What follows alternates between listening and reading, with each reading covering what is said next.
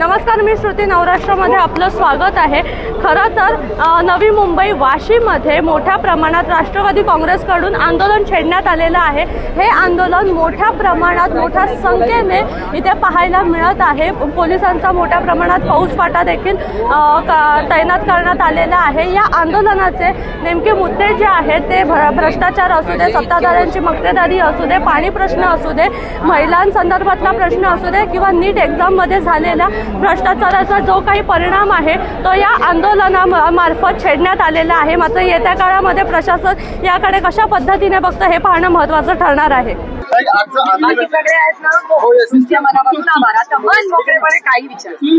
आंदोलन आहे त्याच्याबद्दल काय सांगा?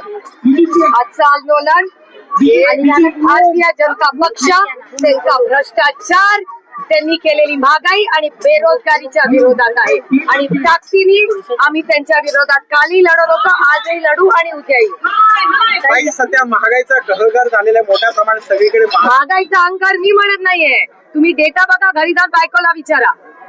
सगळ्यांनी घरी जाऊन तुमची बायको आहे, वहिनी, आमच्या भगिनी, त्यांना विचारा की किती प्रचंड महागाई, बेरोजगारी आणि भ्रष्टाचार, आणि ह्याच भ्रष्टाचारी भारतीय जनता पक्षाने नीट मध्ये जी भ्रष्टाचारी केली तिथे आजच, काल तुम्ही संध्याकाळी ऑर्डर बघितली असेल, तिथे त्यांनी अध्यक्ष बदललाय। मुंबई कृषी उत्पन्न बाजार समिती सुद्धा बरखास्त करण्यात आलेली आहे। अन्याय, लोकशाही कुठे राहिली या देशात? सगळी दडपशाही सुरू झालेली आहे।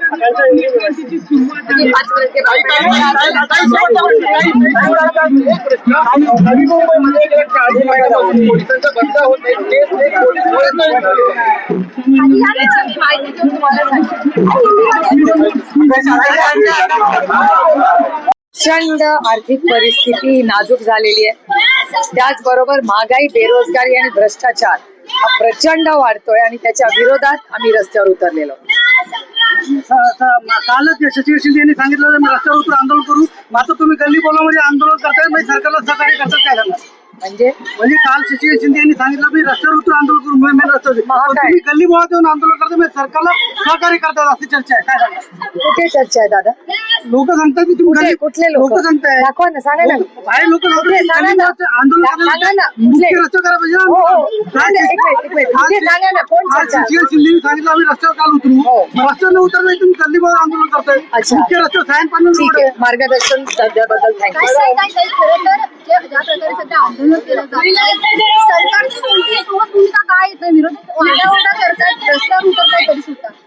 तुम्ही गांभीर्याने सगळा प्रश्न घेणार असाल तर मीडियाशी मनमोकळेपणे बोलतो। कल की बात है, ब्लूमबर्ग ने कहा है कि भारत सरकार ने कुछ सोना भी बेच दिया है, क्योंकि रुपया जो घटता है उसका स्पीड जो बढ़ा है वो कम करने के लिए। और लेकिन पूरी भारत की अर्थव्यवस्था संकट में इन लोगों ने डाली है, और इसके सबसे बड़ी फटकार ये सामान्य जनता को भुगतनी पड़ती है।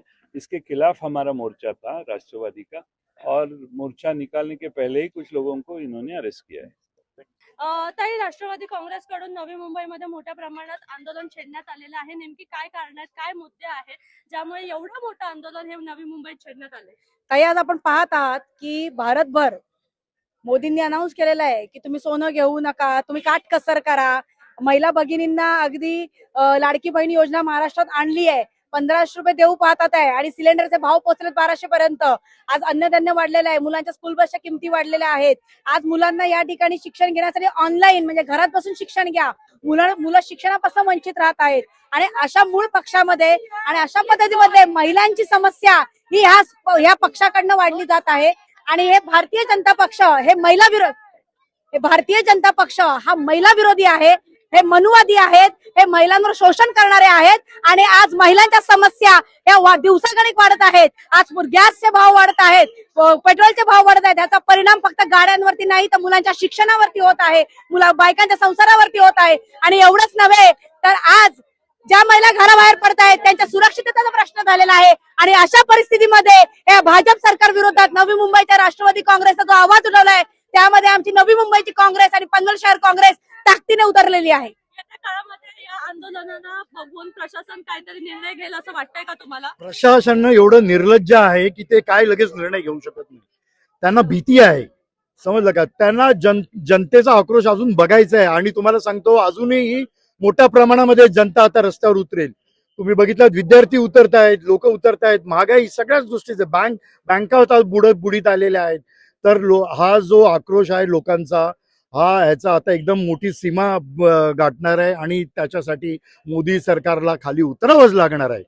कारण आता त्यांच्याकडे पर्याय नाही. पूर्णपणे देशाचं मॅनेजमेंट त्यांनी चुकवलेलं आहे. ही जी आताची दडपशाही चाललेली आहे भाजप सरकारची, ही इंग्रजांच्याही राजवटी जुलूमपेक्षा एकदम अतिशय जुलूम आहे. लोकांवरती अन्याय आहे. लोकांनी साहजिकच उद्रेक करणं, महागाई विरोधात त्यांचा हक्क आहे. आणि ज्या पद्धतीनं पोलिसांना पुढे करून सामान्य माणसाला हे चिरडू पाहते भाजप सरकार, अतिशय निंदनीय और खेदजनक आहे. याचा आम्ही जाहीर निषेध करतो महाविकास आघाडीच्या वतीने. आणि विशेष करून इंधनाचा प्रश्न आलाय. इंधनाच्या प्रश्नाच्या मुद्द्यावर असं म्हणणं आहे की जे काही फ्लिपकार्टचे हे होते त्याचं 2-3 दिवसापूर्वी आंदोलन छेडण्यात आलेलं होतं आणि आज राष्ट्रवादीकडून आंदोलन छेडण्यात आलंय, त्याच्यातही हा मुद्दा मांडण्यात आलेला आहे. त्यावर तुमचं काय मत आहे?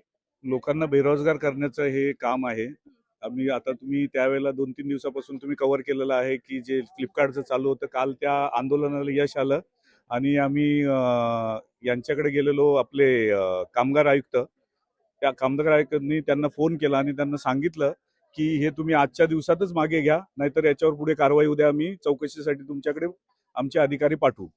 तर त्या गोष्टीचं झाल्यानंतर एक 10 मिनिटातच त्यांच्याकडून मंजुरी आली आणि त्या मुलांना ते पैसे वाढवून दिले गेले. त्यांना 24 रुपये 46 पैसे पीक आवर्सला आणि 23 रुपये 12 पैसे हे करायला लागले.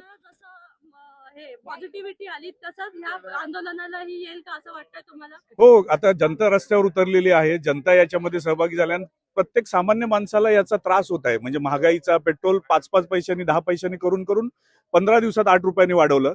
तो प्रत्येक म्हणजे जरी तुम्ही गृहिणी असतील, नाहीतर मग सामान्य वर्ग असेल, नाहीतर शेतकरी असतील, प्रत्येक वर्गाला त्याचा फटका आहे. त्याच्यामुळे ते या गोष्टीला सगळेजण सहकार्य करतील.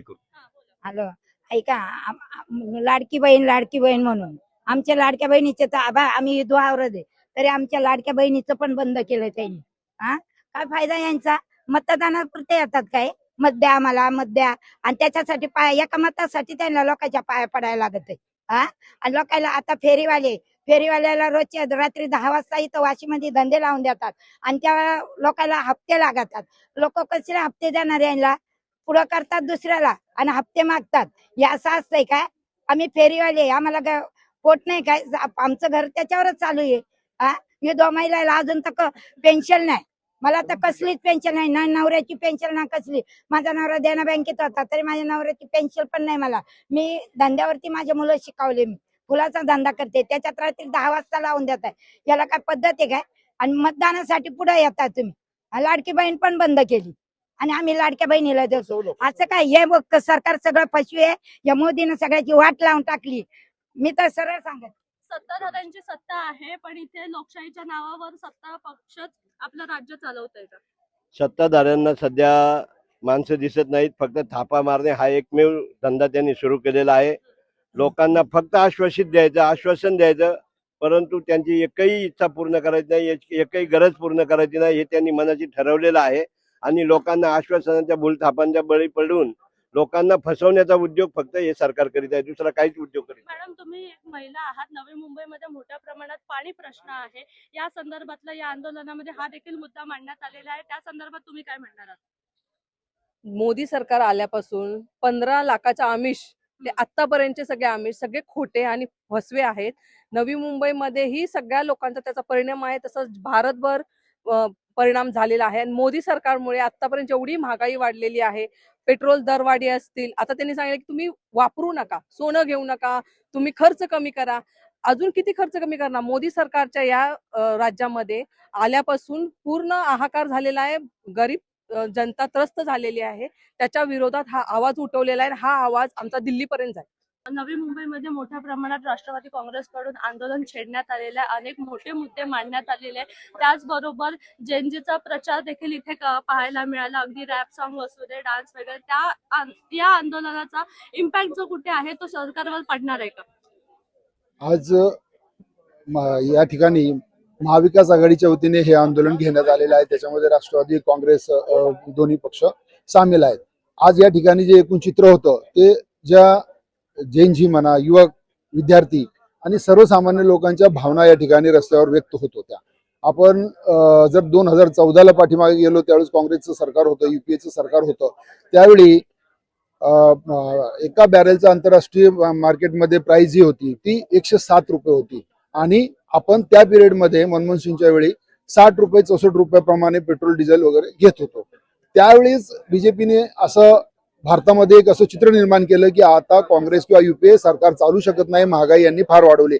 परंतु आज आपण बघतो की आंतरराष्ट्रीय मार्केटमध्ये फक्त 77 रुपये इतकं बॅरलचा भाव आहे क्रूड ऑइलचं आणि आपण 114 रुपये या ठिकाणी आज नवी मुंबईमध्येच 114 रुपयाचं पेट्रोल आपण वापरतो. म्हणजे ह्या सरकारला लाज वाटली पाहिजे की ते ज्यावेळेस सरकारमध्ये नव्हते त्यावेळेस 60 रुपयाचं पेट्रोल असताना ते त्याला विरोध करत होते, परंतु आज 114 रुपये पेट्रोलचे आणि डिझेलचे भाव असताना आज त्यांना महागाई फार वाढलेली असून सुद्धा त्यांना त्यावर काही वाटत नाही. मी या ठिकाणी 15 दिवसामध्ये पैशाने इंधनाचे दर वाढलेले आहेत. सरकारकडून असं सांगण्यात येतं की आखाती देशाच्या युद्धाचा परिणाम जो आहे तो भारतावर पडतोय, त्यामुळे हे सगळी महागाई होते. तर यावर तोडगा काढणार की फक्त महागाईची कारणं देणार आहे सरकार? 8 दिवसामध्ये पाठच्या 8 दिवसामध्ये 8 रुपयाने पेट्रोल डिझेल हे महाग झालं.